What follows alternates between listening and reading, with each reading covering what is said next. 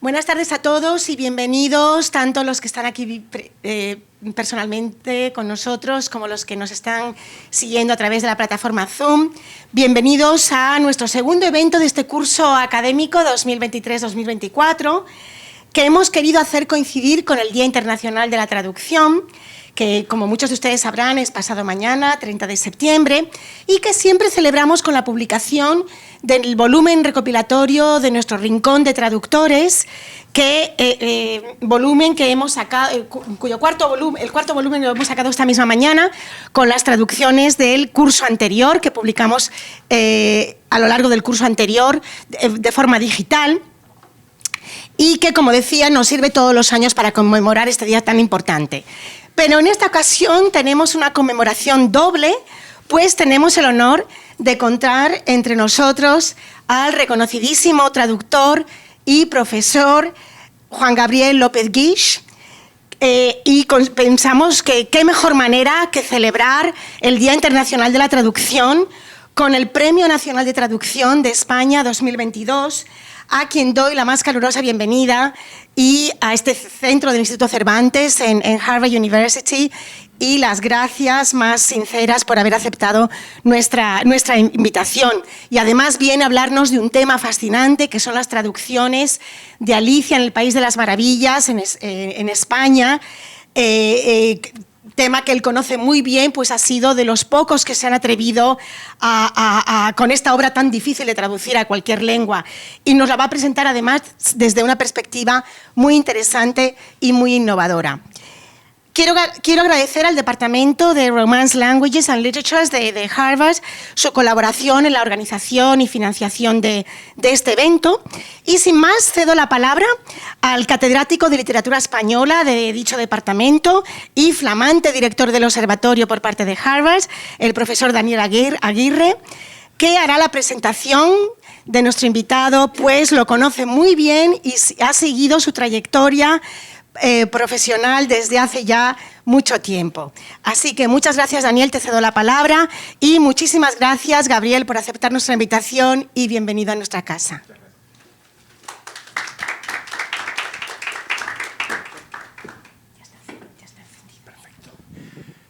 Muchas gracias, Marta.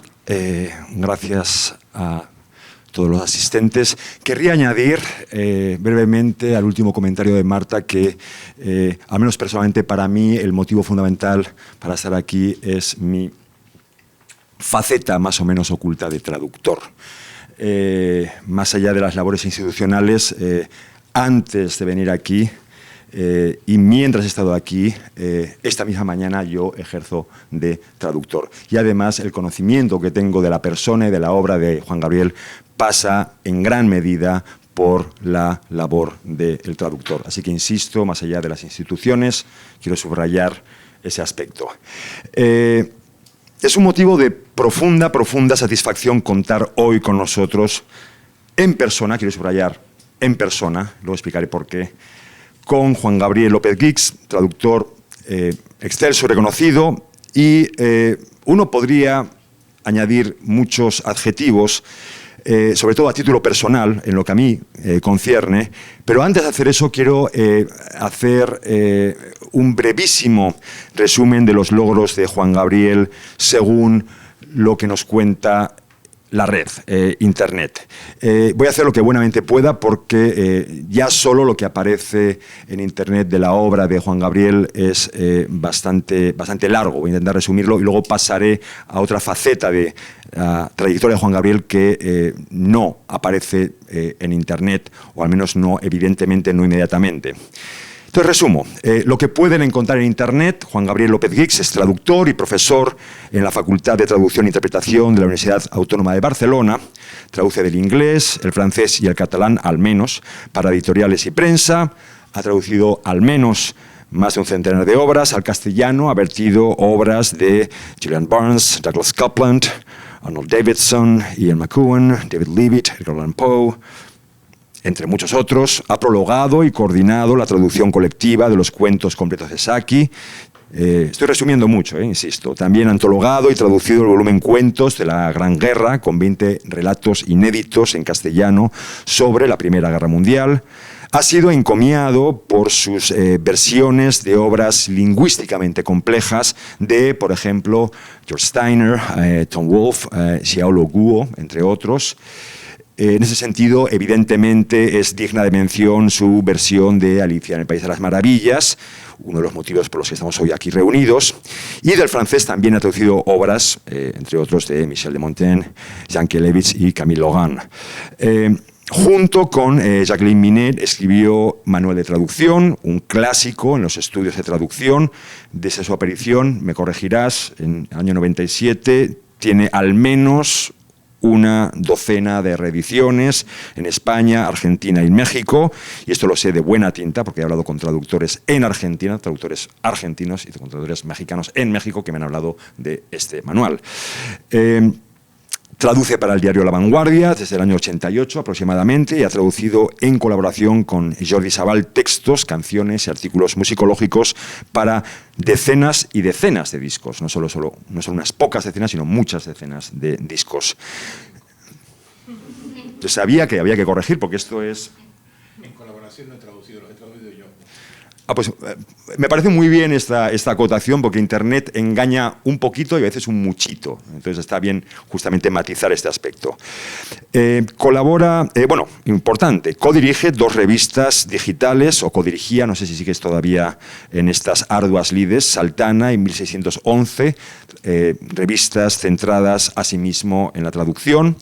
Colabora, al menos uno de sus avatares, porque ya estoy llegando a un punto de trabajo que resulta difícil de creer para un traductor, la cantidad de actividades que desarrolla Juan Gabriel. Como decía, aparte de las 2 revistas digitales, colabora habitualmente en el Trujamán del Centro Virtual Cervantes, una revista semanal dedicada en exclusiva a todas las especialidades de la traducción, es decir, la literaria, la científica, la técnica, la administrativa, la docente, la histórica, y también hay experiencias personales de los traductores, hay incluso algún chisme y cotilleo, algo que hay que tener muy en cuenta porque ese otro lado de la vida personal de los traductores, como voy a intentar explicar a continuación, es muy importante. El Trujamán es un gran recurso para intentar entender buena parte de la labor anónima de los traductores que demasiado a menudo no sale a la superficie, sobre todo institucional.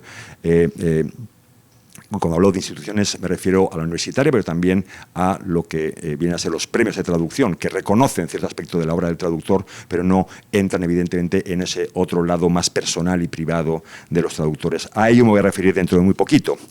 Entre las contribuciones de Juan Gabriel destacan 52 artículos, colaboraciones en el Trujamán, dedicados a la Biblia y la traducción. Juan Gabriel fue galardonado el año pasado con el Premio Nacional a la obra de un traductor. El jurado reconoció su extensa y brillante trayectoria, no solo en cuanto a la calidad de la misma, sino también por su excelente y cuidada labor de documentación e investigación y por su atención, añado, a la complejidad y variación lingüística y los usos creativos y lúdicos del lenguaje, algo que nos interesa no solo a los traductores, sino a los interesados en la traducción literaria y también a los docentes de literatura, por supuesto, un aspecto que en los estudios literarios demasiado a menudo queda relegada e incluso olvidada, cuando no ignorada. Esto es fundamentalmente, muy brevemente, muy torpemente, muy esquemáticamente lo que nos cuenta Internet, no siempre con todo el acierto, pero resulta escaso porque creo, en mi opinión, no da la medida de los logros de Juan Gabriel López Guix como traductor. Lo que no detalla Internet es, por ejemplo, la iniciativa para la defensa y visibilización internacional de autores y traductores encarcelados en Irán a raíz del movimiento Mujer, Vida y Libertad, por ejemplo. Tampoco detalla Internet la promoción en el año 2004, junto con varios colegas, de un manifiesto de traductores en contra de la guerra de Irak. El manifiesto de los traductores por la paz y los derechos humanos, traducción sí, guerra no, que consiguió la adhesión de 815 traductores de todo el mundo y fue enviado a Kofi Annan, secretario general de las Naciones Unidas, y además obtuvo una respuesta, lo cual es más de lo que a veces conseguimos los traductores cuando hablamos con los editores, por ejemplo, con lo cual, en fin, todo un logro, ¿no? ¿Perdón? El resultado es el mismo, claro. Pero me interesa lo del resultado porque a continuación voy a hablar del problema que tienen los traductores justamente con la ideología de los resultados. Entonces es muy importante tenerlo en cuenta justamente hoy aquí que tenemos a Juan Gabriel en persona con nosotros. Tampoco resulta suficiente, resulta escaso este tipo de información que no aparece en Internet. No da la medida de los logros como traductor de Juan Gabriel. Lo que no cuenta ni detalla Internet es lo que yo me permito la libertad de denominar la cara oculta, incluso nocturna, de la labor de Juan Gabriel como traductor, como la de todos los traductores. Quiero decir, tú no eres la excepción, eres la norma, la vida nocturna y oculta de los traductores. Lo que yo resumiría como el traductor entendido como tertuliano ambulante, por así decirlo. Me refiero concretamente a la faceta anónima, a la presencia física y personal, más allá de publicaciones y de instituciones, incluidas las universitarias. La presencia concreta del traductor, como digo, entendido como tertuliano ambulante, en la calle y en el restaurante. Y creo que es importante rescatar esta faceta de Juan Gabriel, pero también de muchos otros traductores. Es importante destacar esta faceta en estos tiempos en que la traducción va volviéndose cada vez más abstracta. No solo en su aspecto virtual, cuando hablamos de Internet, cuando hablamos de la inteligencia artificial, evidentemente, sino también en su faceta institucional. Y a esto me refería antes cuando hablaba de la oportunidad de hablar de los resultados, porque lo que uno se encuentra en las instituciones universitarias cuando se habla de traducción y de estudios de traducción, y en este momento en esta institución en Harvard se está abriendo un programa de estudios de traducción, es justamente cierta, voy a llamarla por su nombre, cierta ideología de los resultados. Lo que se analiza son los resultados, es la traducción ya hecha. ¿De acuerdo? Y buena parte de la reflexión y del trabajo con la traducción tiene que ver con el trabajo ya hecho. Y siempre se olvida, se relega y a veces directamente se ignora, se desconoce todo el proceso que acompaña a una traducción hasta que se llega al resultado, sea publicado o no publicado. Y esa parte oculta creo que es la importante que tenemos que destacar hoy, que celebramos el Día de la Traducción y que tenemos a Juan Gabriel aquí. Porque sí, para mí, a título personal, pero no solo título anecdótico, personal. Si algo creo que hay que destacar en la amplísima labor como traductor y como intelectual de Juan Gabriel es justamente esta labor oculta.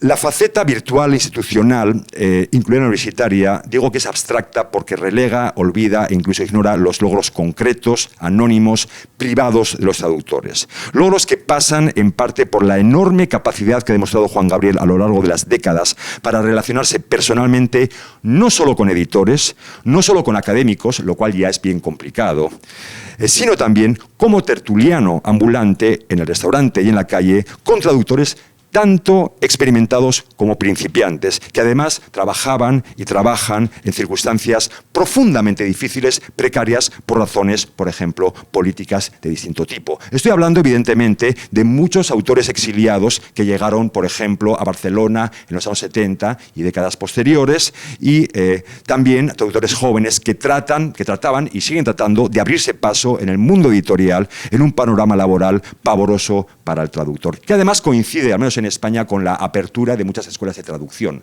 Basta que se enseñe traducción para que el mercado laboral sea especialmente complicado. Y la labor de traductor, pero también de activista y de tertuliano ambulante de Juan Gabriel ha sido fundamental a la hora de hablar de estas circunstancias concretas de la traducción. Aquí estoy en parte hablando a título personal, porque he podido ver con mis propios ojos y escuchar con mis oídos el tipo de conversación que mantiene Juan Gabriel, siempre animada, siempre entusiasta, compleja, rigurosa, y siempre como una demostración de su curiosidad por el conjunto de circunstancias materiales, objetivas, personales, laborales, sociales, culturales, políticas que rodean la labor intelectual de cada traductor. Algo que, insisto, se tiende a olvidar en la universidad. Es muy importante el contexto en el que trabaja un traductor. Me refiero al tipo de conversación que muchos vivimos y que yo extraño, echo de menos, no solo en Barcelona y en Tarazona, en la Casa del Traductor, por ejemplo, voy a mencionarlos, con Libertad Aguilera, con Gaby Dols, con Robert Facó, en tertulias oficiales, pero también extraoficiales, en el Raval del Chino de Barcelona había tertulias oficiales, pero también extraoficiales en el Norbaltic, por ejemplo, porque eran tertulias. En las tertulias se hablaba de traducción, se hablaba de condiciones laborales, se hablaba de infinidad de aspectos que de alguna forma acaban afectando al resultado final de la traducción y que hay que tener en cuenta. Y en ese contexto es importante tener en cuenta la labor de activista, la labor anónima de alguien como Juan Gabriel. También quiero recordar, por ejemplo, las jornadas de traducción de Rosario en el año 2006, conversaciones de Gabriel con amistades como Patricia Wilson, Marieta Gargatagli y los llorados Marcelo Cohen, Albert Freisa, por ejemplo.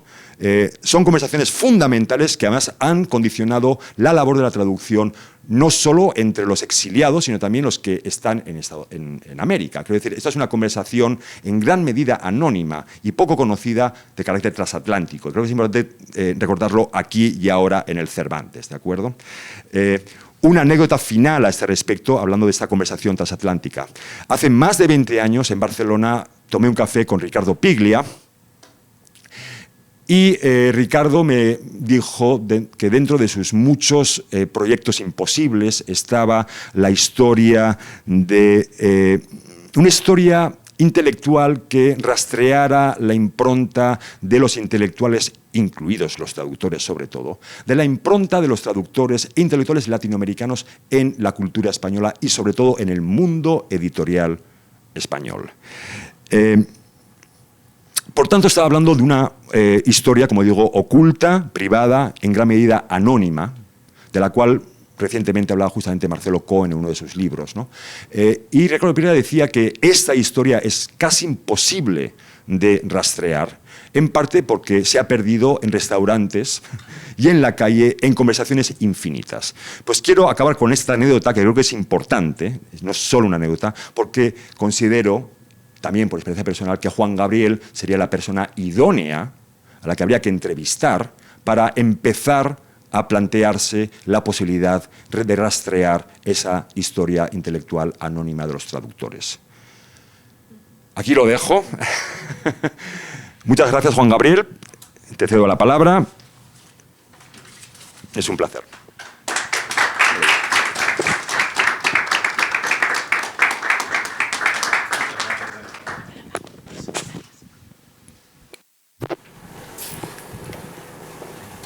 Bueno, muchas gracias. También quiero empezar yo dando las gracias al Cervantes por la invitación y al Departamento de Románicas de Harvard por permitir que estemos aquí departiendo hoy de Alicia y alguno de las cosas que podemos aprender de la historia de las traducciones.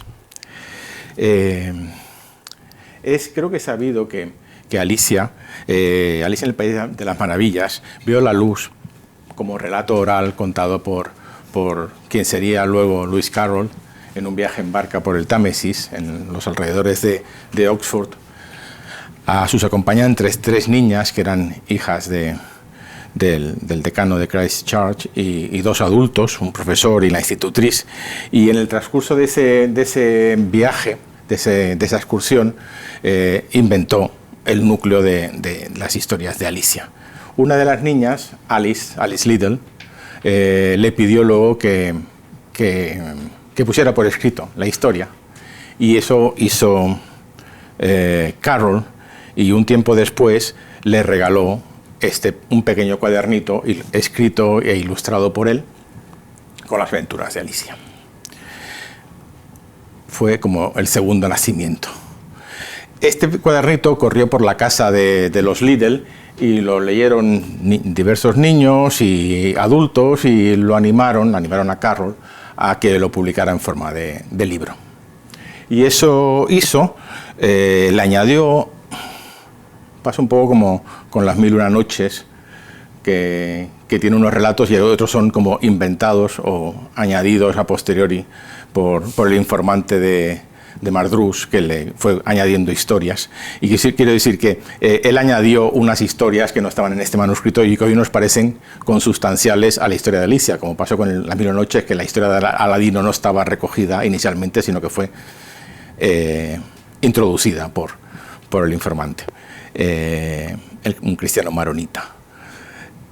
Bien, pues entonces aquí añado, por ejemplo, el capítulo de la merienda de locos en forma de libro, en el tercer nacimiento del libro, del relato, que vemos aquí como tuvo un nacimiento un poco trabajoso porque en un primer momento la edición que se realizó no quedó bien imprimida y Tenniel el dibujante, John Tenniel, quedó descontento con la calidad de la impresión de los grabados, había errores de maquetación, la tinta se transparentaba de una hoja, de la parte de atrás de la hoja a otra, diferentes problemas. Anteayer estuvimos en Houghton, y donde tienen los ediciones de ejemplares de estas ediciones, y pudimos comparar en una experiencia bastante deliciosa e inolvidable. Pudimos comparar las diferentes versiones y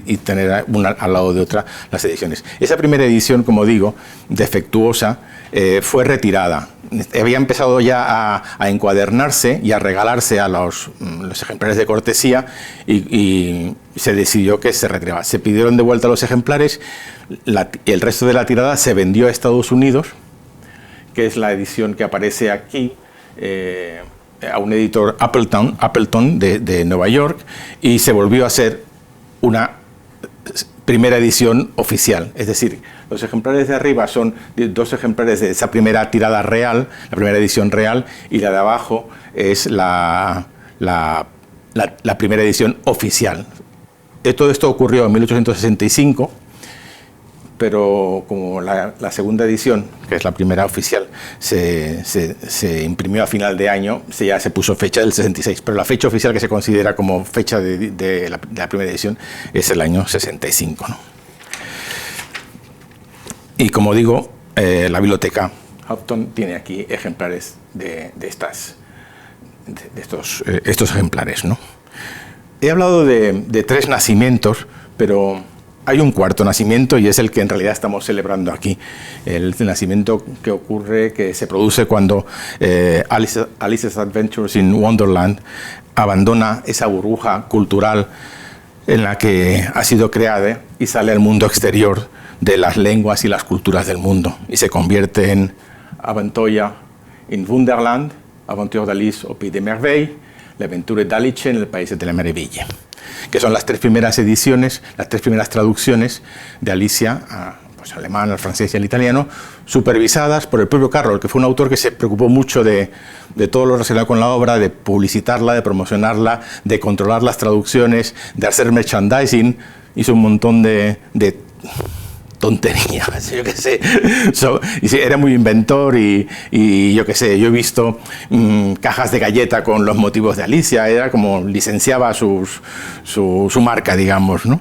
Y estas traducciones son eso, auspiciadas por Carroll, y las 2 primeras son del año 69 y la otra del 72, ¿no? La alemana es curioso porque era una profesora de alemán que abordó a Carroll a través de una de sus hermanas y le propuso traducirla. O sea, fue como lo cual, lo que digo, para animar a los traductores que quieren traducir, porque puedes decir, yo traduzco esto, puedes abordar al autor o puedes abordar al editor con un proyecto editorial, y esto fue el caso de Anthony Zimmerman, que hizo esto, ¿no? Con un proyecto, y dijo, yo lo sé. Lewis Carroll le puso una prueba de traducción que ella aprobó, y le puso unas páginas para que tradujera, unas páginas con juegos de palabras, y bueno, todo salió bien, y así salió el libro en el año 69, 4 años después de la primera edición de la obra. Y ahí empezó a convertirse, empezó Alicia su recorrido por las literaturas del mundo y su camino a convertirse en un clásico. Warren Weaver publicó en el 64 esta obra, Alice in Many Tongues, donde recopiló, es un estudio sobre las traducciones de Alicia al resto de lenguas, y recopiló unas 60 ediciones en unas 47 lenguas o así diferentes, ¿no? Es una obra seminal en los estudios alicianos, digamos, hasta el punto de que con ocasión del sesquicentenario, los 150 años de la publicación de la primera edición, en el 2015, se publicó, esto es una obra monumental, a cargo de John Lindsay y Alan Tannenbaum, un volumen que era en cierto modo un homenaje a Weaver, y recopilando todas las ediciones posibles de Alicia a las lenguas del mundo. Eso es una obra, también está aquí en Houghton está este libro. Los otros también, hasta ahora todos están. En esta edición, bueno, son 3 volúmenes y uno de los volúmenes, el volumen tercero, Checklist, lo que hace es recopilar todas las ediciones posibles que encontraron los diferentes investigadores. Hay como más de 200 investigadores de todas las lenguas posibles, haciendo la ficha bibliográfica de las ediciones de Alicia. Y aquí se recopilaron unas 7.600 ediciones de Alicia y unas 1.500 o 1.600 del Espejo, es decir, como más de 9.000 ediciones de Alicia en las diferentes lenguas del mundo. Según los datos proporcionados por el libro, son datos de que se cerró la maquetación en agosto del 2014, el japonés y el español son las lenguas con mayor número de ediciones alicianas. Hay una diferencia de 48 ediciones o reimpresiones en favor del japonés, pero hay que hacer constar la salvedad de que en esa lista de obras de ediciones en español, esa lista solamente incluye España y 5 países latinoamericanos: Argentina, Chile, Colombia, México y Perú, y no incluye las ediciones en los demás países ni las posibles ediciones en Estados Unidos. Es decir, que aunque no hay pruebas documentales, no es aventurado afirmar que la lengua a la que más ha sido traducida Alicia es el español. Me da mucha rabia porque yo soy el responsable de no poder más con el esfuerzo y acotar la búsqueda a solamente 5 países, porque fue un trabajo ímprobo que duró 4 años, desde el 2010 al 2014, haciendo esto y otras colaboraciones que hay dentro del libro, ¿no? En los diferentes volúmenes. A continuación me centraré en las ediciones de Alicia, las traducciones de Alicia en España. Como decía en el texto que envié como resumen y como presentación de la charla, la historia de las traducciones constituye un pequeño aleph borgiano, ¿no? Que permite vislumbrar desde un solo punto las vicisitudes vividas por el país, por España, en el último siglo. Es una cosa bastante curiosa. También permite descubrir usos extraliterarios de la traducción y algunas dinámicas del mundo editorial.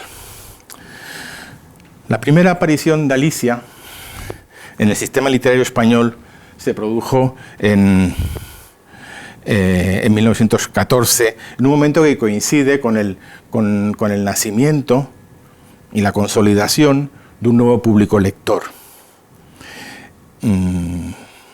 Ese nuevo público lector había empezado a adquirir importancia para el mundo editorial a finales del siglo XIX, con editoriales como Calleja, que se fundó en el último tercio del siglo XIX, y que fue muy importante en el desarrollo de la literatura infantil y juvenil y la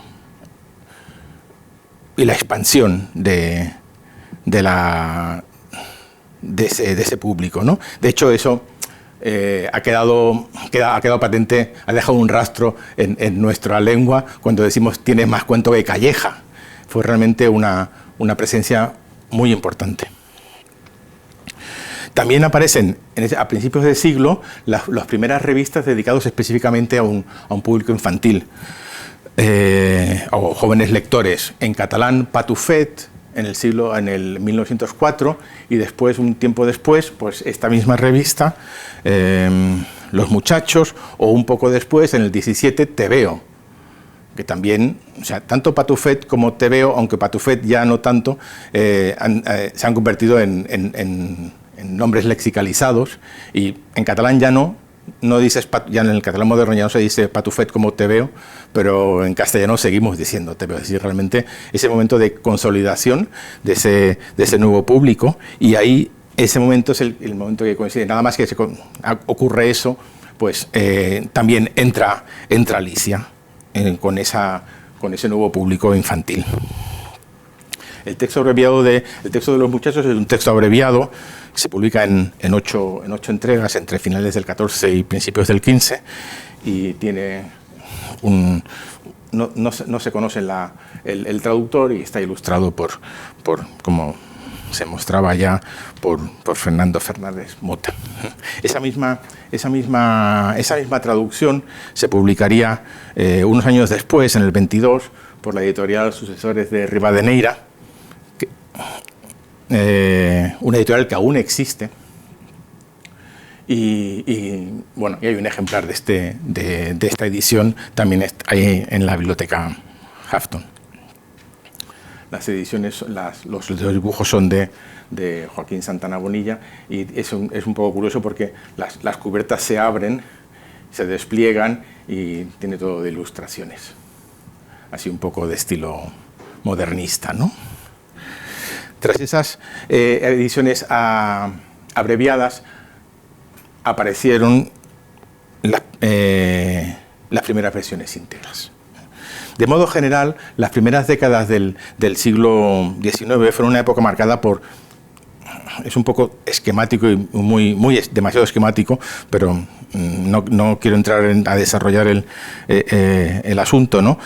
Marcada, entre otras cuestiones, por un sentimiento regeneracionista, ocasionado por la pérdida de las colonias, el auge del regionalismo, la prosperidad económica favorecida por la neutralidad española en la Primera Guerra Mundial.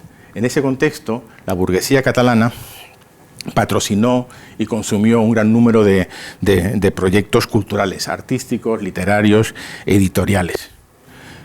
En el terreno de lo literario, la traducción se empleó como instrumento, literario y cultural, se empleó como instrumento para revitalizar la lengua y enriquecer la traducción literaria catalana. Hay muchos textos que hablan de la traducción como herramienta de esa revitalización de la lengua. Surgen muchos proyectos de traducción. Uno de ellos es el que veremos, es del que voy a hablar ahora. En 1919, por ejemplo, una editorial que se llama la Editorial Catalana, que es una editorial ligada al catalanismo conservador, anunció, Prat de Riba, por ejemplo, ¿no?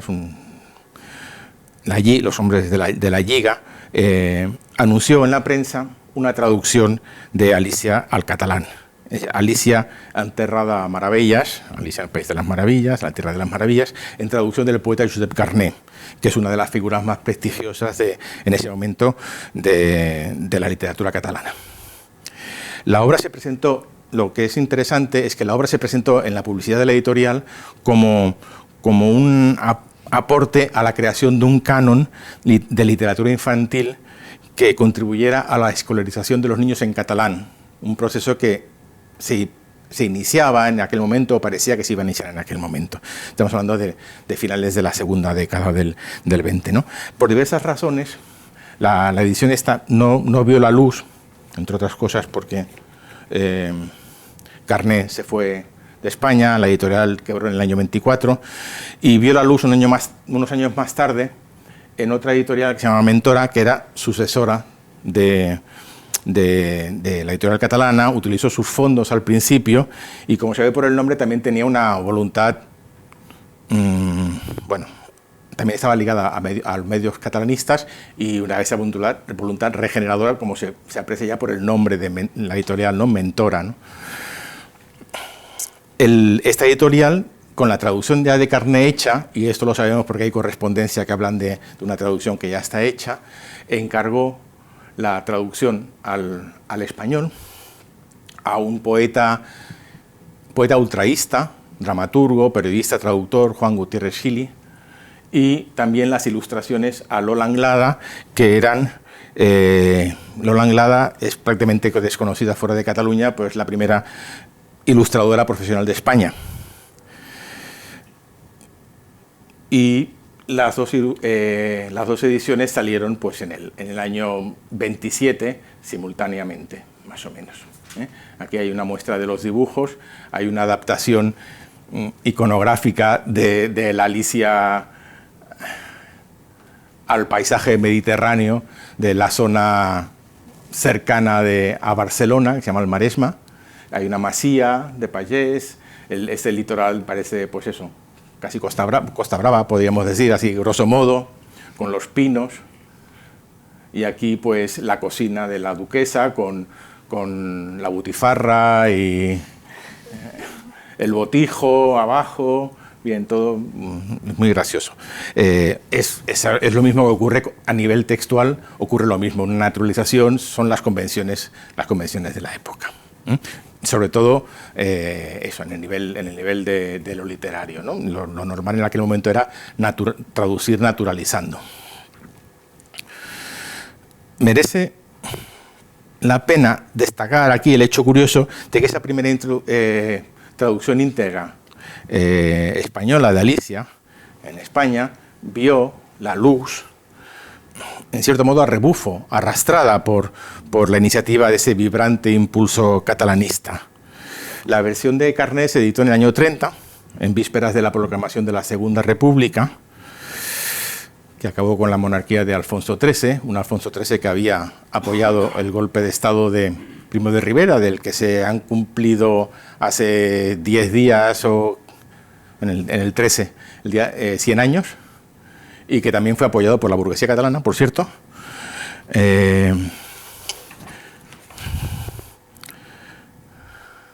Y ya no se volvió, digo, la de Carné, luego con la guerra civil y la victoria del golpe de Estado de Franco y los otros generales, ¿no? También apoyado por la burguesía catalana. En su momento, el nuevo régimen ya prohibió la traducción la publicación de libros en catalán o de cualquier lengua vernácula, y en especial, sobre todo, por considerarse muy peligrosa, la literatura infantil. Esa es especialmente prohibida.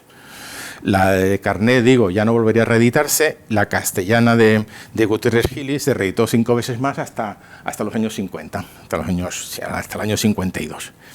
La guerra civil partió el siglo en dos. Y las vicisitudes, y lo comento porque las vicisitudes vitales de los protagonistas de la introducción de Alicia en España ilustran ese desgarro. Josep Carné, que en el año 21 había conseguido ingresar en el cuerpo diplomático y pasó a ocupar fuera de España diversos cargos consulares, fue uno de los pocos diplomáticos que apoyó la República y ya no volvió. Partió a México. Al finalizar la Segunda Guerra Mundial se radicó en Bruselas y ahí murió en el año 70. Volvió brevemente unas semanas a Barcelona poco antes de morir y murió en el exilio, digamos, ¿no? Lola Anglada, de radicales convicciones catalanistas, y que había tenido un papel muy activo en la defensa como propagandista en la defensa de la República, vio truncada su carrera profesional tras haber sido, como he dicho, una pionera de la ilustración, ¿no? Su obra fue prohibida, no pudo exponer y sin posibilidad de encontrar trabajo vivió en un exilio interior, primero escondida en un piso de Barcelona y luego en un pueblo cercano que ilustra, digamos que tendría este paisaje de aquí casi, hasta su muerte a final de su vida, que ocurrió en el año 84, y digo que al final de su vida vio cierto reconocimiento, pero no es muy conocida fuera de Cataluña, ¿no? Juan Gutiérrez Gili, esto parece una película cuando te aparecen al final los que les ha pasado con los personajes, ¿no? Juan Gutiérrez Gili, cuyos artículos publicados durante la República, durante la dictadura de Primo de Rivera ya habían sido objeto de censura, enfermó a principios del 39 de tuberculosis y murió a las pocas semanas, unos días antes del final de la guerra. Esa enfermedad en realidad es fruto de la miseria y de las deficientes condiciones higiénicas provocadas por la guerra, y causó estragos en España en el año 37. Y de modo incidental, no me resisto a no comentar que, según una investigación reciente, la tuberculosis que acabó con la vida de George Orwell es muy posible que fuera contraída en Barcelona, en un hospital. Estuvo en 2 hospitales en Barcelona recuperándose de unas heridas en el frente de Aragón, y es muy posible que esa tuberculosis fuera contraída durante su convalescencia en esos hospitales. Uno de los hospitales, uno de ellos es se llamaba Hospital General, es el que es hoy el Hospital de San Pablo, y otro se llamaba entonces Sanatorio Maurín, y hoy es un colegio privado que casualmente lleva el nombre de un bostoniano. Es la Benjamin Franklin International School. Y son curiosidades, ¿no?, que resulta demasiado tentador no mencionar. Bueno, contrario como Orwell al bando de los insurrectos, aunque sin empuñar las armas como él, Gutierrez Giles había temido las represalias de los vencedores, había considerado la posibilidad de exiliarse a Rusia, pidió antes de morir a su mujer que quemara sus papeles, y efectivamente sus temores no eran infundados, porque al poco tiempo, después de morir él, las nuevas autoridades se presentaron en su casa para detenerlo. La siguiente, Alicia, como decía, apareció, la segunda Alicia en español, apareció en el año 52. Aunque antes hay otra aparición aliciana digna de mención y reveladora de, creo yo, de algunas dinámicas ocultas. Aquí tenemos otra imagen que no había pasado, la naturalización de la que antes se hablaba. Vemos la baraja con la reina de corazones convertida en reina de espadas. Las barajas, hay una curiosidad aquí que también no me resisto a omitir. La baraja es la baraja española, pero hay una variante que es la variante catalana, que tiene algunas variaciones iconográficas. Por ejemplo, los oros no son monedas, son soles. Entonces ahí vemos, no se ve mucho, pero se aprecia lo suficiente que son soles, que no son las monedas típicas, ¿no? Entonces hay diferentes variantes de la baraja. Una naturalización.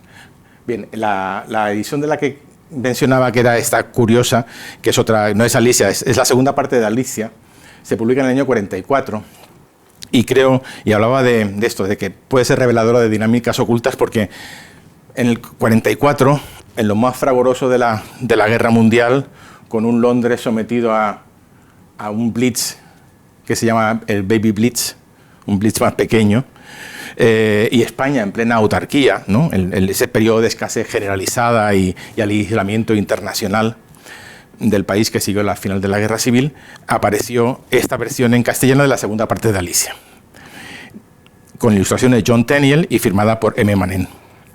Teniendo en cuenta la situación internacional, que las ilustraciones de Tenniel no pasarían a dominio público hasta el año 65, y que esa edición de Juventud no volvería a reeditarse hasta el año 69, no es descabellado pensar que la editorial aprovechó el desbarajuste provocado por la catástrofe de la guerra para publicar las ilustraciones sin permiso. Manén fue un destacado intelectual catalán, poeta, crítico literario, traductor, memorialista, activista cultural, y tras la Guerra Civil pues dejó su actividad poética y pasó a trabajar como director literario de la editorial Juventud. La M con que aparece firmada su traducción es la M de Mariano en catalán. Bien, entonces en la siguiente edición de la que quería hablar, y que también me parece como reveladora de lo que ocurre fuera de esta, es esta del año 52, que es la segunda, es la que mencionaba antes, que 25 años después de la edición de Gutierrez Giles aparece esta de la editorial Mateo, obra de Rafael Ballester Escalas, que era el director literario de la colección. En los años, aquí en el nivel histórico, del que estoy mezclando, haciendo un montaje en paralelo, ¿no? En el nivel histórico, los años 50 están marcados por el inicio de la apertura del país al exterior. En el año 53 se firmaron los acuerdos con el Vaticano, por ejemplo, que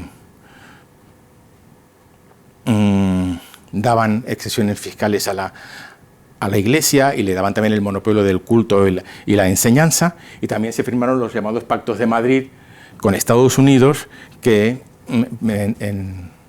mediante los cuales, digamos, Estados Unidos conseguía bases militares a cambio de ayuda económica, una ayuda económica muy necesitada en ese momento. En el 55 España ingresó en la OTAN, por ejemplo. En el 59 Eisenhower visita España, y también en el gobierno del país entran un grupo de políticos se llamaban los tecnócratas, todos ellos vinculados al Opus Dei, que aplicarían un plan de estabilización que llevaría a la liberalización de la economía y la apertura al capital exterior. En ese contexto, ese es el contexto que quería mencionar, en el que aparecen estas alicias de las que voy a hablar ahora. La editorial Monteu, con ilustraciones de Salvador Fariñas, unas ilustraciones que enfatizan el aspecto disparatado de la obra. Vemos ahí ese grifo con aspecto de robot, con gorguera, un montgolfiero surcando los aires, ¿no? Y muchas más, ¿no? Eso es una lectura que se hace de Alicia, ¿no? La lectura como infantil, o más bien del aspecto fabuloso de la obra. Y hay otro aspecto que no quiero mencionar ahora porque me iría y no quiero irme por ese camino, que es el aspecto más referencial, más en que el texto no está diciendo cualquier cosa, no es una fábula, no es una maravilla. Tiene que ver en realidad con el título, en realidad, me estoy yendo, el título en realidad de Alicia en el País de las Maravillas, Alice in Wonderland, puede reflejar esa dualidad a la que quiero hacer referencia, ¿no? Porque in Wonderland puede ser perfectamente el País de las Maravillas, Wonderland. Pero cuando me puse a traducir el libro, de pronto me ocurrió que traduciendo, lo había leído antes, pero al ponerme a traducirlo de verdad, que es cuando lo lees de modo más profundo, me di cuenta de que la palabra wonder me aparecía como demasiadas veces seguidas en el texto. Y tú, como traductor, es muy consciente de cuando las cosas se repiten o qué palabras son importantes. Aparece en una curiosity, I wonder, surprised, creo que hay como 8 wonders. Y son verbos, no son sustantivos.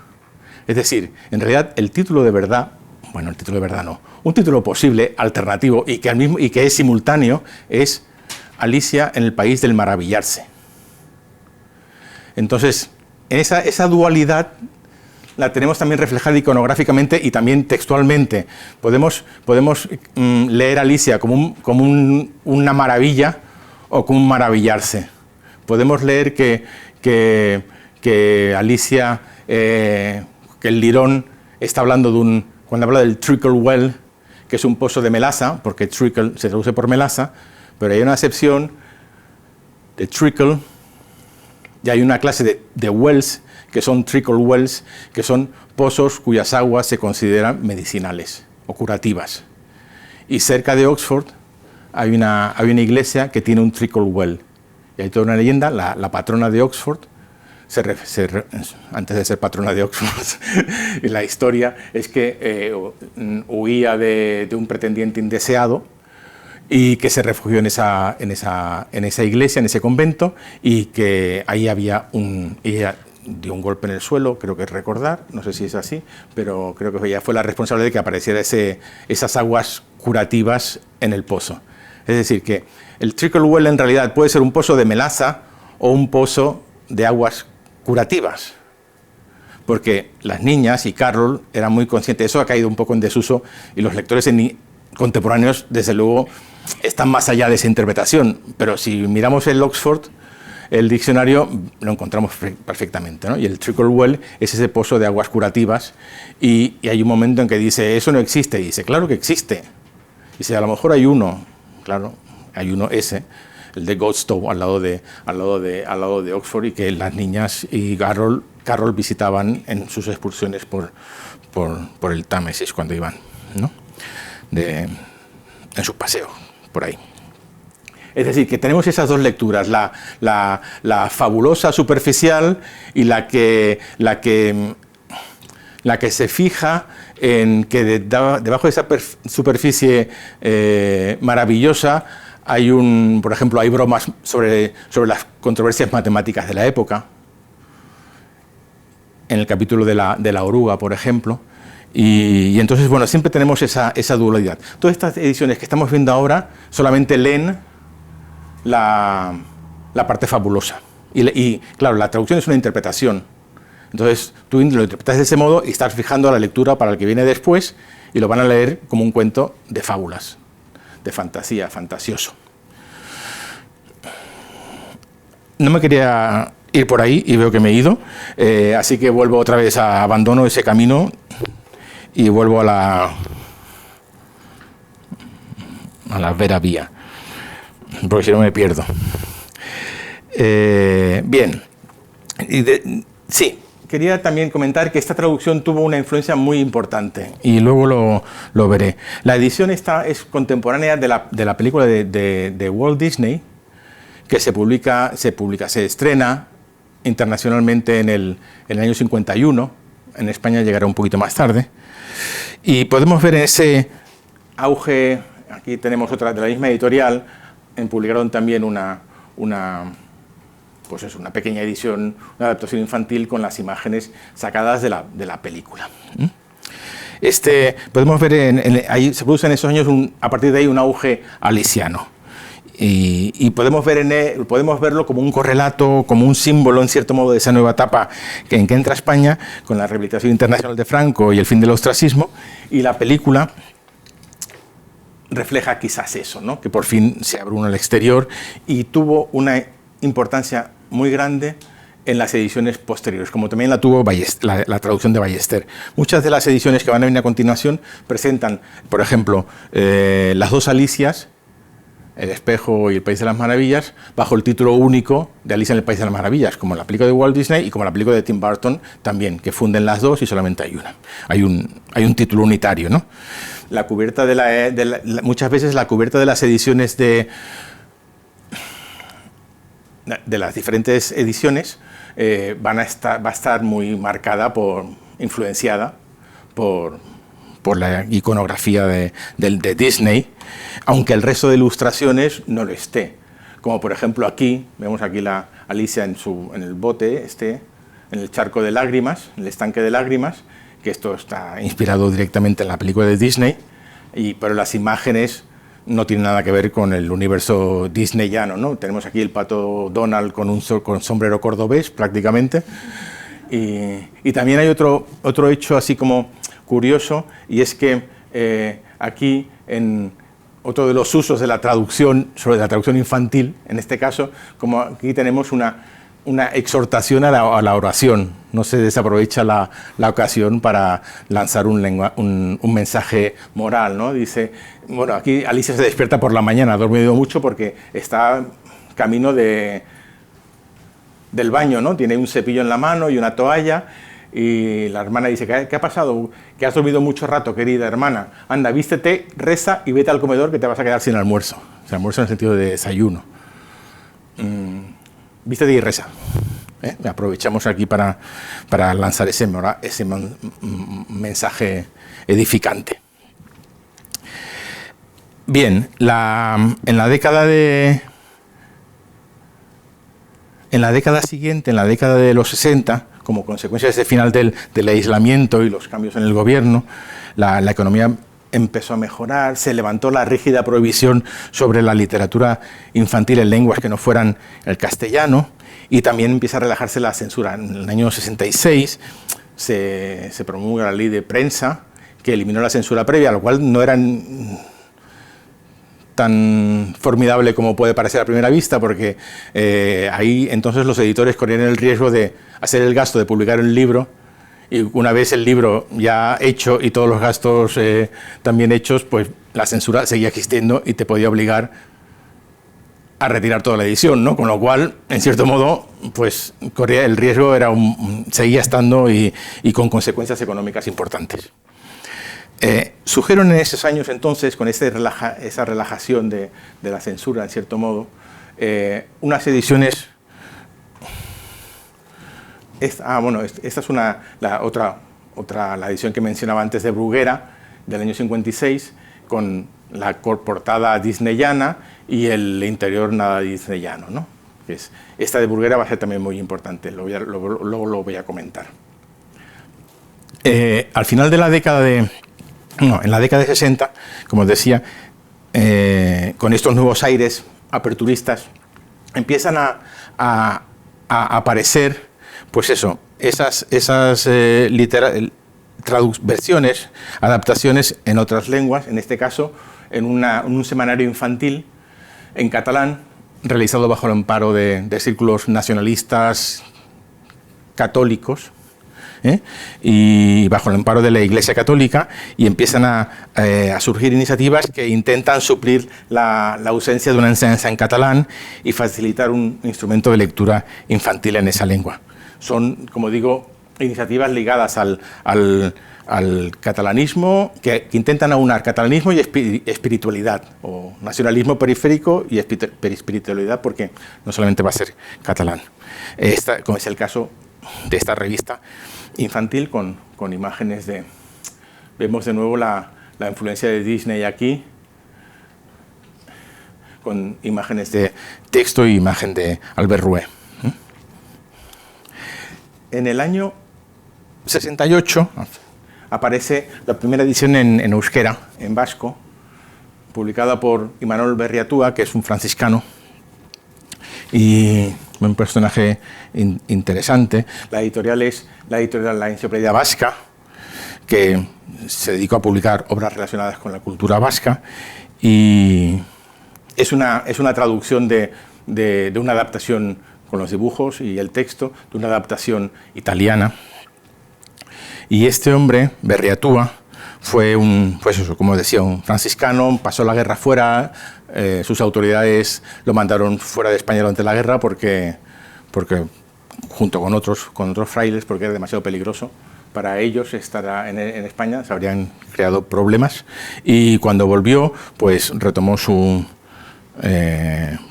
tareas, entre ellas la de activismo, en cierto modo, pues cultural.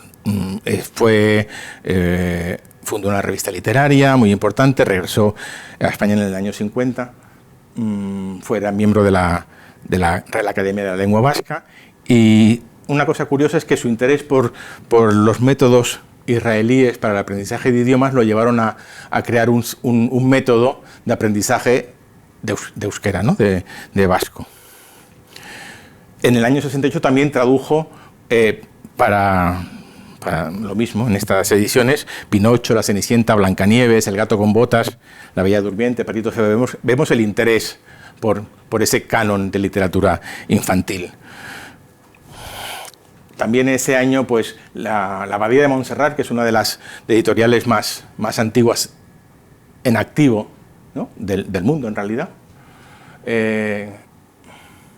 publicó pues el libro en la misma edición, en forma de libro, que publicaría unos años más tarde en castellano, en español y también en vasco, por otro sacerdote, José María Satrústegui. Es decir, vemos ahí cómo se aprovechan las fisuras un poco del sistema para ir abriendo un poco el espectro lingüístico y la lucha, el combate cultural, ¿no? de favorecer unas ideas y permitir el afloramiento de esas otras lenguas y culturas que hasta ese momento habían estado un poco sofocadas, un poco no. Con las postrimerías del franquismo aparecen esta edición, que es la de Alianza Editorial, la obra que supone un cambio. La obra de Carroll ya había sido... Esta edición refleja el importante cambio internacional en la percepción cultural de Alicia. La obra ya había sido apreciada por los surrealistas y las vanguardias, pero en la década de los 60 se produjo una revalorización más general y una resignificación en el contexto de la contracultura, la experimentación, la psicodelia de Alicia. Ya dejó de ser algo para niños exclusivamente, podía tener una lectura un poco más menos evidente, más perversa en el sentido de que no era lo evidente, ¿no? Sino que la leías de otro modo para adultos, ¿no? Y aparece esta Alicia nueva, una Alicia que sale del confinado espacio de la literatura infantil y juvenil y se adentra ya decididamente sin límites en el territorio de la literatura a secas. Y este es el ejemplo. Aquí empieza.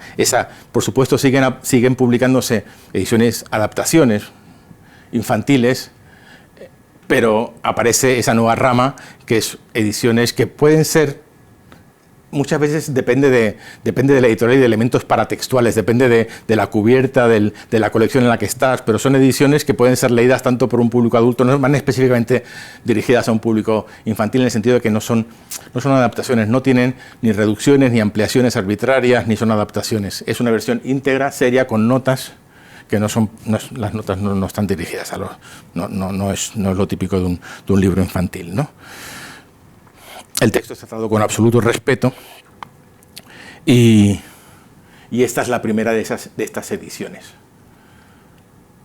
Siguen apareciendo estas ediciones como en teoría dirigidas a un público juvenil, mejor dicho. Esta es una edición curiosa. El texto está firmado por Humpty Dumpty y las imágenes son de Arthur Rackham, que es la primera vez que se publican las ediciones. Debo decir que aquí no he puesto imágenes porque aquí son las imágenes de Tenniel y son la primera edición de Tenniel, yo creo que legal, digamos, más allá de la edición del 44 de Juventud, ¿no? Y aquí tenemos las ediciones de Rackham. Y entonces tenemos, de nuevo, vuelve a aparecer 40 años después de la segunda edición que se realizó en 1930, en los 70. La fecha que se menciona en los créditos es del 71, pero en realidad la edición es del 73. 40 años después aparece una versión íntegra en catalán. Es la misma de antes, las portadas son diferentes, pero es la misma edición por dentro, una edición como de lujo y una más barata, más normal. También en esos años aparece una edición en euskera, casi íntegra, no se presenta como versión abreviada, pero no es exactamente, no es del todo una versión completa, de la editorial Órdago, y aquí esto es una cosa curiosa, porque esta editorial está vinculada a la izquierda nacionalista vasca. Y es curioso cómo se pasa del paraguas eclesiástico o clerical, ¿no?, al paraguas de la Iglesia, y aquí se pasa al ámbito nacionalistas de izquierdas. Son gente muy marcada ideológicamente y que fundaron esta editorial, y era una editorial que empezó a publicar libros sobre eso también, con una clara voluntad de cambio social y de reivindicación cultural, tanto en castellano como en euskera, libros de no ficción. Es un poco, publicaba una amalgama de títulos típicos de esa época que pueden parecer sorprendentes en su juxtaposición, pero que interesaban mucho en aquella época, desde una imitación de Cristo al vasco, a un diccionario erótico euskera castellano-francés, o una colección juvenil con autores donde se publicaban por primera vez autores como Dickens, Salgari, Walter Scott, Jack London, un popurrí característico de esos años de la transición. La traducción no aparece firmada, pero es de Cruz, Mújica y Turbe. Lo que viene a continuación es y aquí tenemos esas imágenes de la Alicia vestida con un traje tradicional de algún valle de por ahí, pirenaico, o de los alrededores. Bien. A partir de esos años 80, y en esas 2 décadas siguientes se produce un boom de traducciones en diferentes lenguas. Y hay que recordar que la Constitución del 78 consideró lenguas oficiales del Estado el catalán y el gallego y el vasco, además del español, y que con su aprobación en el año 79 dio comienzo el Estado de las Autonomías, y las competencias lingüísticas sobre la lengua y la educación fueron pasando a ser competencias de las diferentes autonomías, ¿no? Entonces, en esas se crean políticas lingüísticas para favorecer y proteger las diferentes lenguas. Y aquí tenemos un ejemplo claro. La editorial Susaeta publica en el año 82 su pequeña adaptación de Alicia en el País de las Maravillas, y el año siguiente la publica en gallego con el patrocinio de... Aquí se consiguen los fondos de la política lingüística gallega, de la Diputación de Lugo, que exhibe su escudo de modo muy visible, ¿no? En esos años 80 fueron unos años de grandes cambios, de modernización del país. En el 82 ganó las elecciones el PSOE, dirigido por Felipe González, que estaría gobernando durante 4 legislaturas hasta el gobierno de Aznar en el 96, ¿no? Se inició entonces, en esa década, una edad de oro para las traducciones alicianas. Por una parte, esa explosión de ediciones íntegras, que habían sido como anunciadas por la edición de Jaime de Ojeda en Alianza en los años 70, y que serán todas ellas muy longevas. Aquí tenemos la primera de ellas, Mauro Armiño. Son todos traductores muy reconocidos, que serán luego muy reconocidos. Mauro Armiño. Son todas ediciones de ilustraciones de Tenniel, ¿no? Y al mismo tiempo traducciones a las otras lenguas. Entonces aquí aparece la primera edición íntegra, completa, respetuosa, seria, de Alicia, una muy buena traducción de Teresa Barro y Fernández Pérez, su marido, Pérez Barreiro. Torres Oliver, Francisco Torres Oliver, otro traductor muy prestigioso, traduce la edición la edición anotada de Martin Gardner, que es como la Biblia, la edición crítica que hay matemático, un científico como Warren Beaver también, pero esta edición Martin Gardner fue haciendo a lo largo de su vida hasta que se murió diferentes ampliaciones de su obra, y esta es una de ellas, de la edición anotada, quiero decir, de las notas. Esta también, Ramón Buckley, también en Anaya. Son nombres que van a salir, los vamos a volver a ver después. Al catalán, a través de l'Espí, en la edición de Quaderns Crema. Todos estos son de los 80. Luis Maristany, también, las tres obras, Las Maravillas, El Espejo y La Casa del Snark. Aquí aparece, a finales de la década, la primera al asturiano.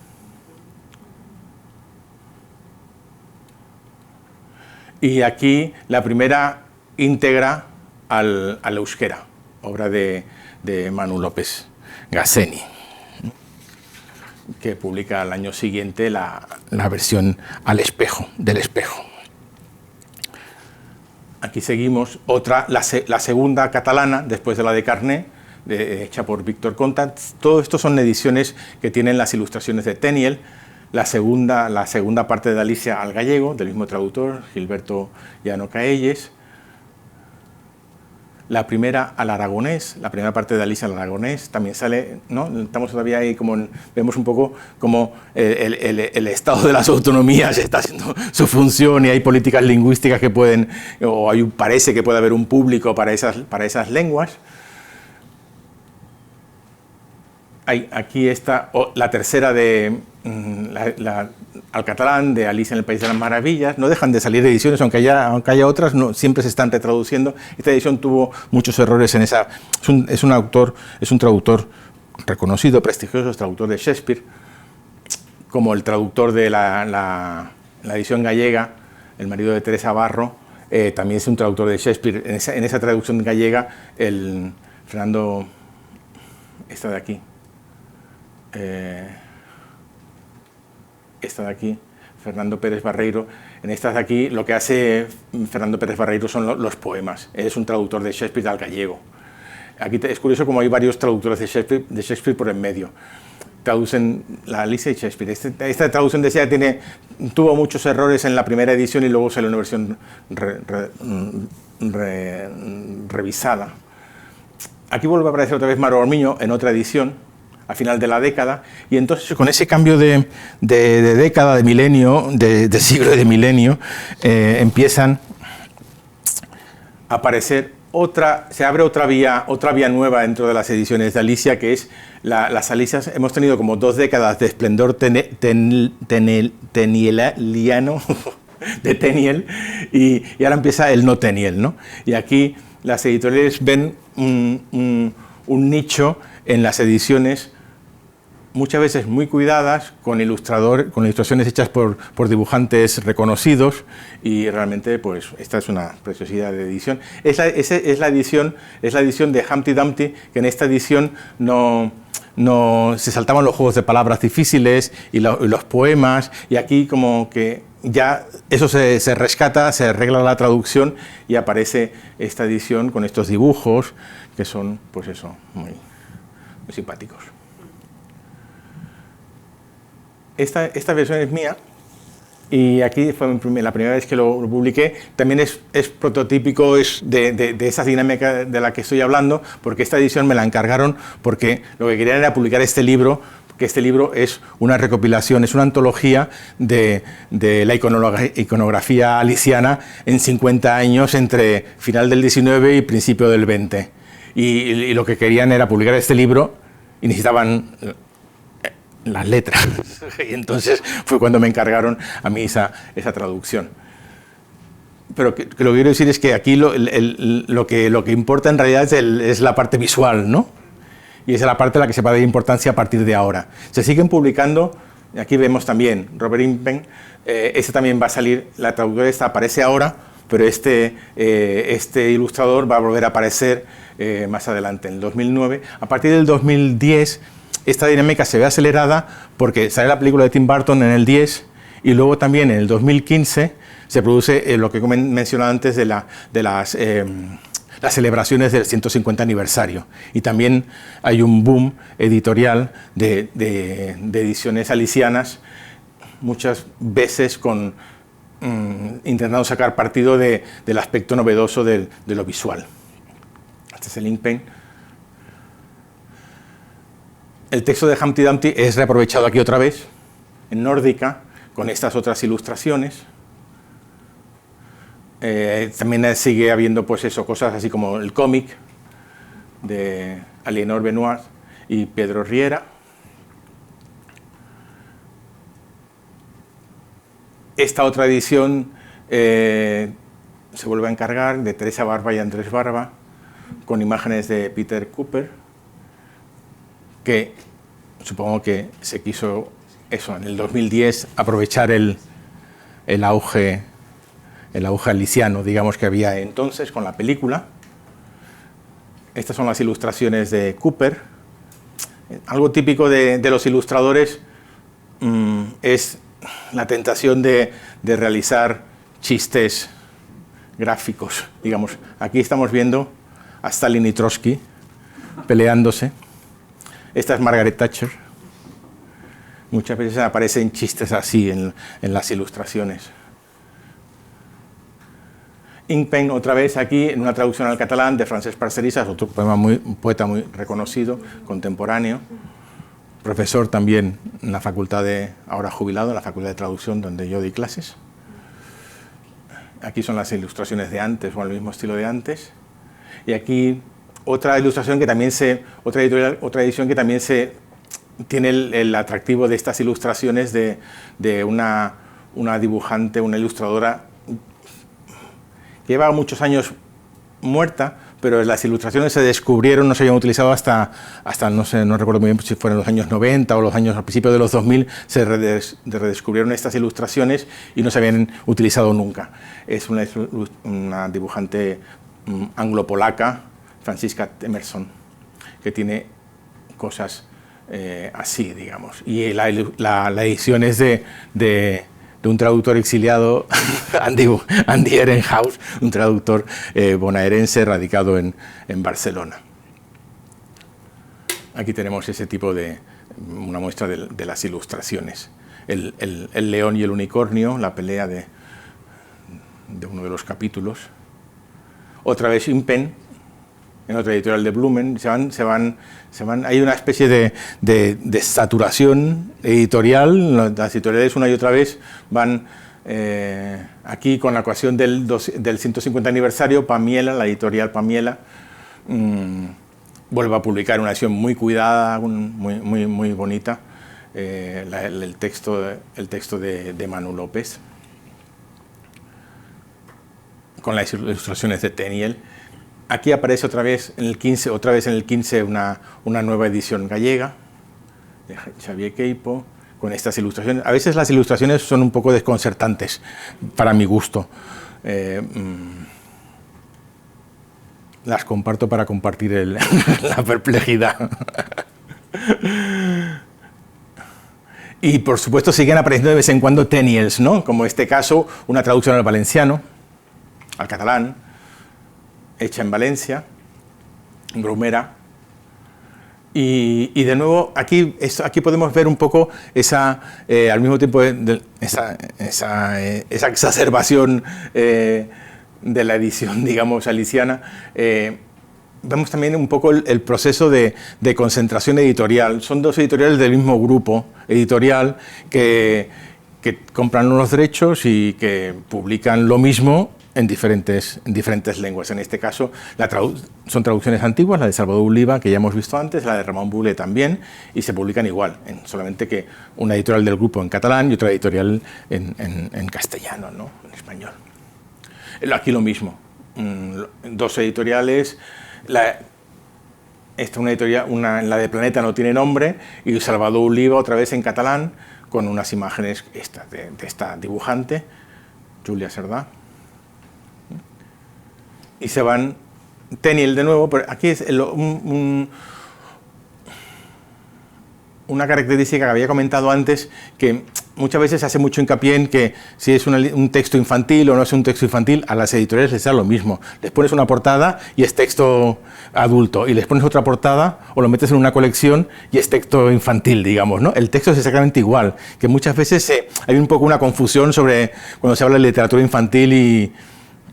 No sé, el texto es el mismo. Esta es una colección clásicos de la literatura universal y esta es una edición claramente enfocada a un público más juvenil. Pero lo que hace diferente las ediciones es el paratexto. Luis Maristany, ya lo habíamos visto antes, ¿no? La colección de Penguin está en Penguin Clásicos. Teresa Barba y Andrés Barba, lo mismo de antes, con otras ilustraciones. ¿Cómo se llama? Aquí de nuevo mi traducción, que fue comprada por Austral, sigue con Teniel. Estoy muy agradecido de haber tenido otros ilustradores, como algunos de los que hemos visto en las imágenes anteriores, y haber tenido a Teniel aquí. Y aquí otra vez el texto de Andy Ehrenhaus con otras ilustraciones en el año 16. Todo eso estamos en ese boom de los años, el post-Tim Burton y las celebraciones de los 150 aniversarios, que hubo un montón de muchísimos actos en todas partes bueno, Harvard tuvo una exposición, Alicia en ese año, en 2015, en Nueva York hubo una semana de un congreso de actividades en el que se presentó el libro ese del que he mencionado antes, y yo tuve una intervención hablando de las ediciones de Alicia en España, en las lenguas de España. Y estamos en ese momento de auge aliciano, y donde conviven, no he puesto las imágenes de las ediciones infantiles, pero por supuesto sigue las adaptaciones, siguen el no Teniel de manera más atenuada, pero el énfasis aquí en las ediciones son estas ediciones con ilustraciones que son muy vistosas. Algunas tienen más éxito que otras. Aquí la Alicia me parece un poco mayor. Pat Andrea, también el texto de Luis Maristany. ¿Veis cómo se reaprovechan? Se van reciclando los materiales, se van comprando, y es como tenemos unas ilustraciones. A ver, consigue un texto. Pues lo más fácil es comprarlo, si lo consigues. Estas ilustraciones, una Alicia un poco sexualizada. Como os decía, estoy muy contento de mi Teniel en mi edición. Y de nuevo Ramón Buckley, que es con otras imágenes de Alicia, ¿no? Del Vives, a través del espejo, con este tipo de ilustraciones. así como la nueva edición de Anotada, que es otra edición anotada, ampliada, que vuelve a traducir, es aquella que hemos visto antes, vuelve a traducir Paco Torres. Es una edición ampliada por Mark Burstein, que fue presidente de la Asociación Lewis Carroll de Norteamérica, una sociedad, junto con la británica, las dos sociedades importantes de alicianos o aliciólogos. Y hay ilustraciones de Tenniel, pero también se aprovecha para añadir, pues eso, otras ilustraciones. Esta es la edición crítica actual que uno debería utilizar para una de ellas, digamos, ¿no? Para analizar la obra. Yo propuse, ya que habían traducido El País de las Maravillas, El Espejo, y lo publicaron en el año 17. Y por fin aquí aparece la última lengua por ahora en España, en el año 19, la última lengua aliciana, que es el aranés. El aranés es la más minoritaria de las mencionadas hasta ahora, es lengua cooficial en Cataluña, se enseña en una pequeña zona pirenaica, el Valle de Arán, pero el número de hablantes es muy escaso. Aparentemente, por los datos que se pueden encontrar en Internet, hablan de 5.000 hablantes nativos. Esto fue una iniciativa de Toño Castet, este activista cultural que murió recientemente este verano, y fue publicado por el organismo autonómico, el Consell Generau d'Aran. Y las ilustraciones son estas. Bien, estas son las lenguas a las que ha sido traducido Alicia.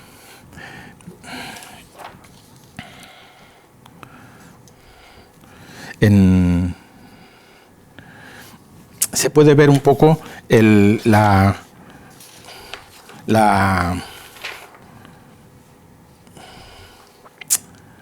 esta cronología.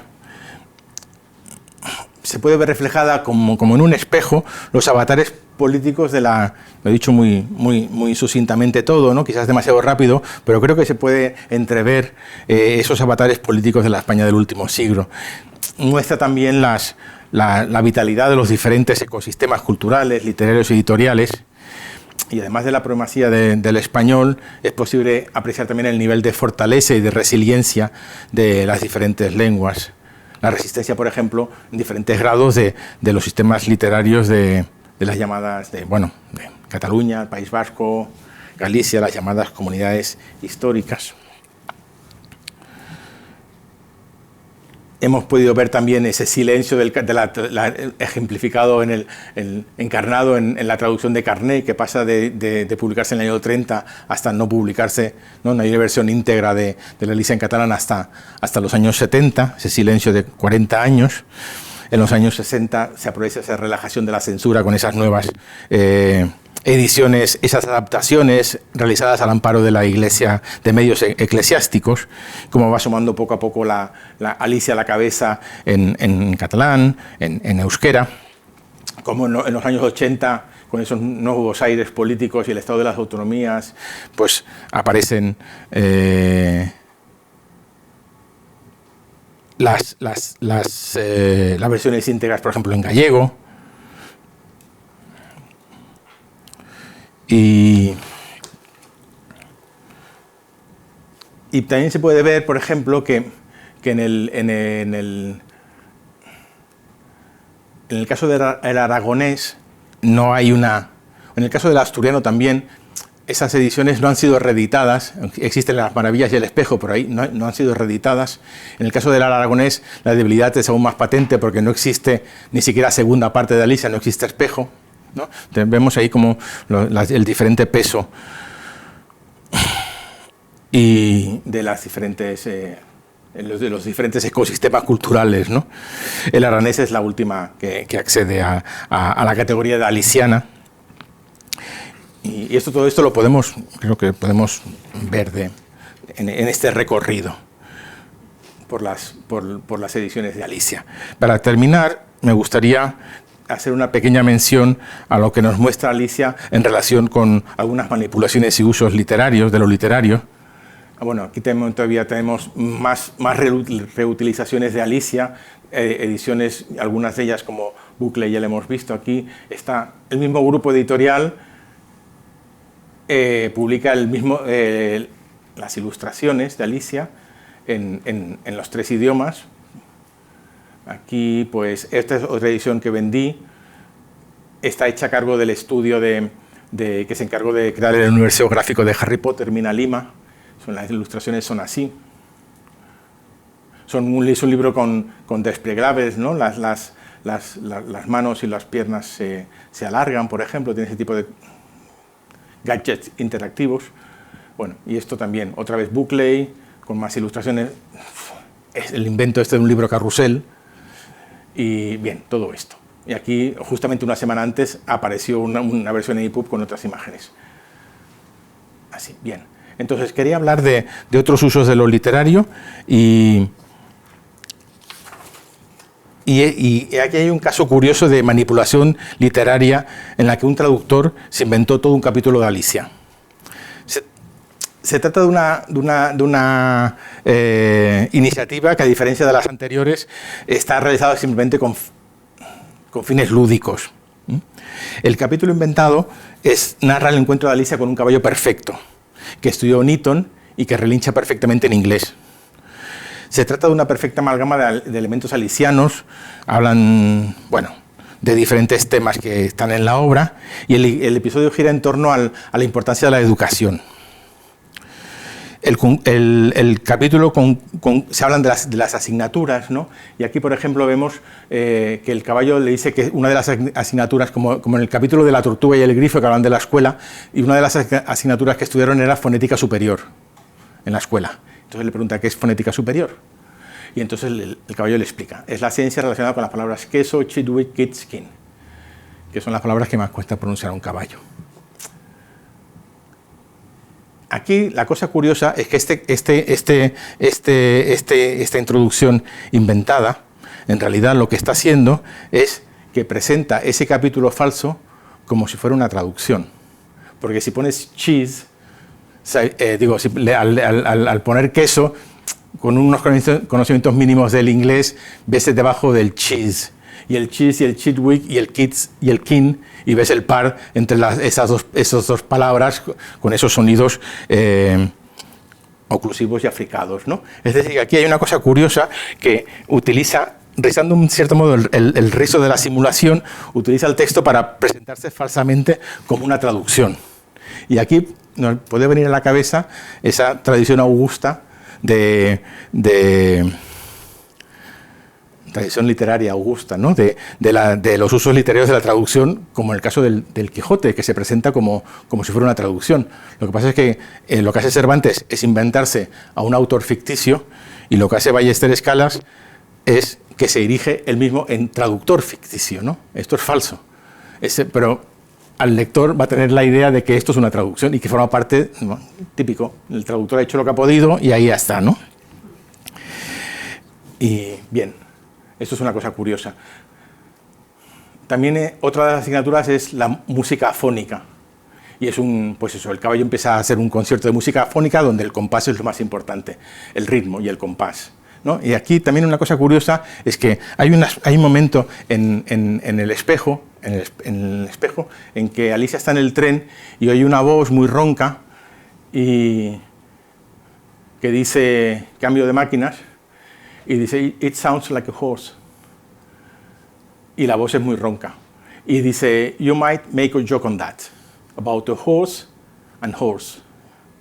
Entonces mi hipótesis es que aquí Ballester retomó el guante e hizo un chiste con eso, ¿no? You make a joke on that, ¿no? About on that, a joke on that.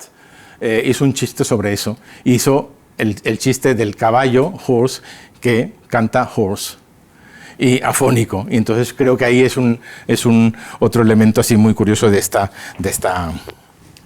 esta edición. Aquí vemos, hablaba antes y lo he dejado para el final, el efecto de las consecuencias de este caballo de que se inventó Rafael Ballester. La editorial de esta Bruguera, en el año 56, utilizó en realidad su versión para publicar la suya. Se presenta como una traducción, pero en realidad es una adaptación a partir de la de Rafael Escalas. Y la prueba está en que tenemos aquí el caballo perfecto relinchando. Y este caballo, lo más curioso de todo, es que esta edición de Bruguera va a ser a su vez plagiada y reutilizada por decenas de editoriales posteriormente.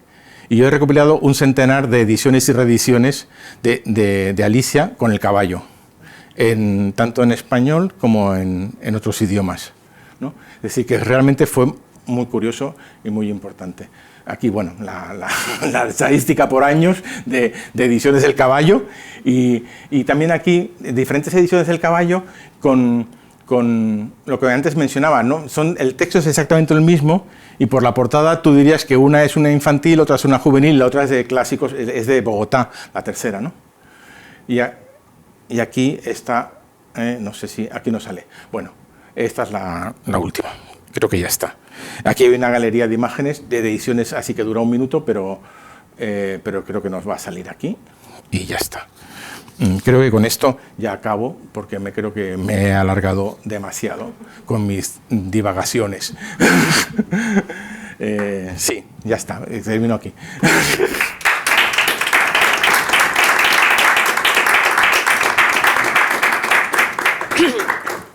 Muchísimas gracias, Juan Gabriel, por este recorrido. Un poco apresurado, la galopada esta. No, pero que nos muestra cómo la traducción es un reflejo, un espejo, ¿no?, del devenir histórico, cultural, ideológico de la sociedad que las produce y que las acoge y que acoge a las obras extranjeras. Así que muchísimas gracias porque ha sido fascinante y además como los textos dialogan con las ilustraciones y producen a su vez y reflejan una interacción. Distintas interpretaciones de lecturas de obras tan complejas como esta. Yo creo que podemos hacer 2 o 3 preguntas rápidas, ¿eh? ¿Hay alguien que se anime a hacer alguna pregunta? Sí, Antonio, rápida. Muchas gracias. Hablabas de las ilustraciones tuyas en tus libros. ¿Las editoriales te imponen qué ilustración tienes que poner o eliges tú? No, en principio yo podría hacer una propuesta, pero en todos estos casos que he mencionado ya vienen dadas. Es una edición totalmente editorial. Sí. Yo, si tuviera una idea o unas ilustraciones, podría proponer una edición con esas ilustraciones, pero no ha sido el caso. En todos estos casos siempre ha sido que tenían unas ilustraciones y querían un texto, en mi caso, no concreto, pero ya hemos visto también en las otras ediciones que porque se están repitiendo y otra vez como el mismo pequeño panteón de traductores, ¿no?, de los años 80, Ramón Buckley, Mauro Armiño, Paco Torres, Luis Maristain, se repiten una y otra vez en todas las diferentes ediciones. Tienen unas ilustraciones o quieren hacer un tipo de edición determinado y recurren a esas traducciones clásicas, ¿no?, de Alicia. Y creo que en todos esos casos lo que prima es la ilustración, que es una decisión totalmente editorial. Sí. Bueno, a ti te han tocado las que te gustan, ¿no? Sí, de momento sí. Yo te quería preguntar, entender que decías que durante una época o siempre han primado las ediciones que reflejan las lecturas más superficiales, ¿no? La lectura que predomina el aspecto más disparatado. Sí, el wonder como sustantivo, no como verbo, digamos, sí, ¿no? Eso. Me ha gustado muchísimo tu propuesta de traducir Wonderland por el país de maravillarse, ¿eh?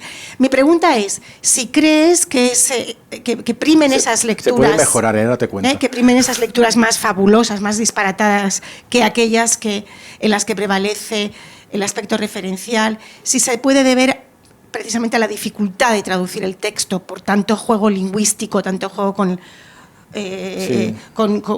cuestiones sintácticas, morfológicas de la lengua y léxicas de la lengua inglesa, y por eso, pues, en las traducciones o a lo mejor no ha sido solo en las traducciones, pues ha primado más ese lado fabuloso. No creo que sea por la dificultad textual, sino porque está ya inscrita en el paradigma, un paradigma lector determinado, ¿no? Entonces eso es literatura infantil y por lo tanto puede pasar cualquier cosa. Que los cerdos vuelen, pues los cerdos vuelan.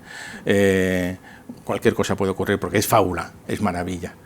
Pero con el desarrollo de los estudios alicianos, pues se va haciendo y con esa revalorización de los años 60 y que en el mundo anglosajón, yo qué sé, filósofos, Bertrand Russell, mucha gente ha tomado a Alicia en serio, se ve que se ha abierto la posibilidad de esa otra exégesis, y eso se refleja a su vez en las traducciones, ¿no? Yo en mi traducción, en cierto modo, he intentado hacer con mayor o menor acierto, una traducción schrödingeriana, cuántica del texto, en el que intentar mantener un poco esos dos niveles, que se pudiera leer como fábula o también, pero al mismo tiempo, digamos, que el aspecto referencial estuviera presente. Por ejemplo, mi pozo de melaza no es un pozo de melaza, es un pozo medicinal. Y además, narrativa, literariamente, es coherente porque hay todo un juego con la M, porque el lirón dice que las 3 niñas que están dentro del pozo aprenden a dibujar cosas que empiezan por M. Y entonces dice Alicia, ¿por qué por M? Y entonces salta enseguida la Libre de Marzo, cuyo nombre empieza por M, y dice, why not, ¿no? Así como hasta al pique. Y medicinal empieza por M también, con lo cual, bueno, melaza también, pero en inglés es trickle, pero bueno, en ese sentido, la traducción hace que aumente la coherencia literaria que el original, en ese caso, no es importante, ¿no? Pero le añades, ¿no? La haces más perfecto, digamos, ¿no? El juego con la M, puesto que empieza también con M. Entonces yo no quise decir melaza porque me iba hacia lo fabuloso y preferí mantener esa referencialidad que a lo mejor nadie pilla, pero por lo menos si alguien la quiere pillar está ahí, y un día si hago una edición anotada pues se quedará a la luz del día. También en el capítulo de la oruga, cuando la oruga le dice no te vayas, pues ella se enfada, le contesta muy mal, la trata fatal a Alicia, le dice no te vayas, que te voy a dar un consejo, y no le dice nada, y al final se va, vuelve y le dice keep your temper. Y entonces se traduce, no sé cómo no recuerdo cómo se ha traducido en las diferentes versiones, ¿no? Pero la idea del temper aquí es la idea, además tiene mucha importancia en ese contexto del crecer y de crecer de Alicia, y tiene que ver con las polémicas matemáticas de la época. Es el momento en que se inventa el álgebra simbólica y cuando nacen las nuevas matemáticas, y Carroll era un euclidiano de la vieja guardia, y todas esas cosas le parecían como modernidades y sin sentidos, ¿no? Que no hubiera un valor fijo absoluto, ¿no? Sino que todo dependiera del sistema de referencias. Y entonces keep your temper quieren decir, en realidad, se puede leer como mantén la proporción. No te enfades, no te enfurezcas, ¿no? Que no tengas mal genio, que también se puede leer de este modo, pero hay debajo ese subtexto de mantener el temple, ¿no? La proporción. Entonces hay una serie de lugares en que te puedes disparar en que te puedes anclar, mejor dicho, a cierta referencialidad, ¿no? Y entonces en mi traducción he intentado hacer eso, claro, de modo oculto, hasta que no haya notas que lo saquen a la superficie, ¿no? En cuanto a lo del título del País del Maravillarse, la cosa se puede complicar aún más, porque una de las etimologías de Alicia, de la palabra Alicia, del nombre Alicia, en realidad no es cierta, pero es la etimología que tradicional, digamos, es que Alicia viene del griego, aletheia, verdad. Y en ese sentido se podría leer el título como la verdad en el país de la Inquisición, de la indagación, mejor dicho, ¿no? De la Inquisición como indagación, ¿no? La verdad en el país de la indagación, ¿no? Alicia está buscando cosas, ¿no? Y ahí hay ese subtexto, pero claro, no, eso está ahí. Lo puedes leer. Lo que quiero decir es que son cosas que el inglés permite. como lo del temper, lo de la trickle well, ¿no? Y que es una lástima, a veces es muy difícil, puede ser imposible, pero el esfuerzo de, si piensas de entrada que es imposible, no vas a conseguir. En el caso del título, puedes leer eso y puedes escribir un artículo erudito sobre esa verdad en el país de la indagación, pero es impensable cambiar el título. Ya es un icono, pero bueno, sirve para reflexionar, ¿no? Por eso Alicia ha salido del esquema de lo infantil o de lo superficial, porque permite esas honduras, ¿no? Permite... Bueno. Sí, muy rápida y en una dirección un poco diferente. Cuando hablas de la recuperación de una Alicia, digamos, menos superficial, menos infantil, más seria, ahora me preguntaba por las traducciones estrictamente visuales, no lingüísticas en el sentido verbal. Me refiero, por ejemplo, a la película del gran surrealista checo Sven Meyer. Hay una tradición estrictamente visual que, por un lado, prima evidentemente lo fabuloso, pero al mismo tiempo está entrando en unas honduras que no tienen que ver precisamente con lo convencionalmente infantil, que toma libertades, pero al mismo tiempo es enormemente sugerente y ofrece lecturas inéditas sobre el original. A mí la película de Sven Meyer me parece realmente fascinante y tiene que ver un poco con ese momento de recuperación de cierta Alicia, ¿no? Sí, es la época y justamente es una puerta que Alicia permite esas profundidades, digamos, ¿no? Es como un camino para explorar y tú puedes ir, es como un estándar de jazz, ¿no? O sea, estás ahí y todo el mundo va haciendo variaciones y van haciendo cosas nuevas y un poco al margen de la tradición visual. Sí, no, eso es otro tema en el que no he entrado, Disney. Pero es otro mundo totalmente diferente. Sí. Bueno, pues yo creo que podemos ya dejar descansar a Juan Gabriel y darle un sonoro aplauso y muchísimas gracias por habernos traído a Alicia desde tierras de otras tierras. Sí, exactamente. Muchas gracias. Y gracias a todos. Voy a despedirme de los que nos han acompañado por Zoom. Muchísimas gracias por seguirnos y gracias a todos los que estáis aquí y esperamos verles pronto de nuevo. Adiós. Gracias. Gracias.